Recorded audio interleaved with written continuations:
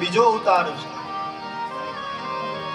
દેવતાઓના ઋષિ તરીકે જેણે ત્રીજો અવતાર ધારણ કર્યો છે એ અવતાર નારદના નામે પ્રસિદ્ધ થયો છે.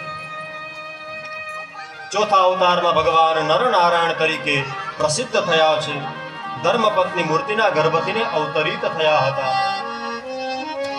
જેણે માતાને યોગ શાસ્ત્ર સમજાવ્યું, અષ્ટાંગ યોગની ચર્ચા કરી છે, એવો ભગવાનનો પાંચમો કપિલ અવતાર થયો. છઠ્ઠા અવતારમાં ભગવાન અનસૂયાને ત્યાં દત્તાત્રેય તરીકે પ્રગટ થયા છે. રુચિ પ્રજાપતિની આકુતિ નામના પત્નીથી યજ્ઞ નારાયણના રૂપે સાતમો અવતાર થયો છે. ભગવાન આઠમા અવતારમાં ઋષભદેવના નામથીને પ્રસિદ્ધ થયા છે.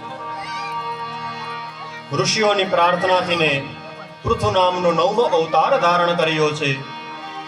ચાક્ષુષ મન્વંતરના અંતે પૃથ્વીની તમામ ઔષધિઓને બચાવવા માટે, એના પછીના મન્વંતરોનું રક્ષણ કરવા માટે ભગવાને 10મો